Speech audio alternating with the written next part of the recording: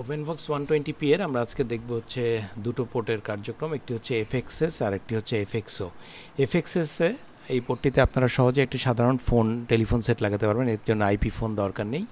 আপনার নর্মাল যে পিএসটিএন ফোন ব্যবহার করেন সেই ফোনটি আপনারা এফএক্সএস পোর্টে, যেটি হচ্ছে পোর্ট 1, পেছনের দিকে যে পোর্টটি রয়েছে এর পোর্ট 1-এ আপনারা এফএক্সএসের একটি টেলিফোন সেট লাগাতে পারবেন এবং এটি এডিটে গিয়ে আপনারা আপনাদের মতো এক্সটেনশন নাম্বার, তারপরে হচ্ছে ডায়ালিং রুল টুল এগুলো দিতে পারবেন।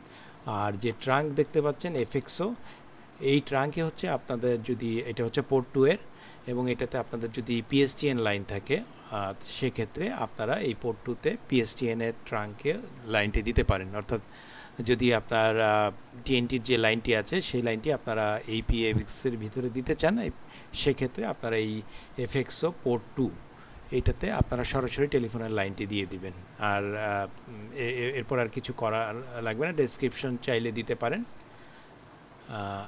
এটাই হচ্ছে এফএক্সও সেট আপ। অর্থাৎ আপনারা এই পিএক্সের ভিতরে এফএক্সও, এফএক্সএস এবং একটি হচ্ছে মোবাইল ট্রাঙ্কও পাবেন। মোবাইল ট্রাঙ্কে সিপ ট্রাঙ্কেরটা আমরা দেখানো হয়েছে আগেই।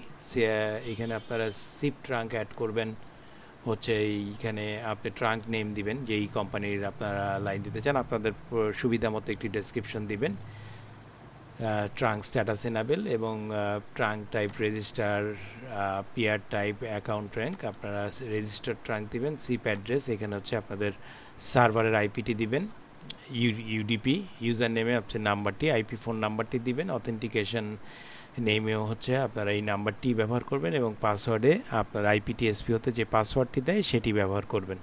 তারপরে সেভ দিয়ে বেরোয় আসবেন। এটা হচ্ছে সিপ ট্রাঙ্কের ক্ষেত্রে। এবং মোবাইল ট্রাঙ্কের ক্ষেত্রে এই একটি মোবাইল ট্রাঙ্ক আপনারা ব্যবহার করতে পারবেন। মোবাইল ট্রাঙ্কে হচ্ছে একটি সিম কার্ডের স্লট রয়েছে, সিম কার্ডটি প্রবেশ করাবেন এবং তারপরে হচ্ছে এগুলো অটোই রাখবেন, এগুলো খুব বেশি কিছু করার নাই। তো এটা সহজ সেট আপ করা। তো আশা করি এফএক্সও, এফএক্সএস এবং সিপ ট্রাঙ্ক, মোবাইল ট্রাঙ্ক এইগুলো আপনারা ওপেনবক্সে সহজেই সেট আপ করতে পারবেন। ধন্যবাদ সবাইকে।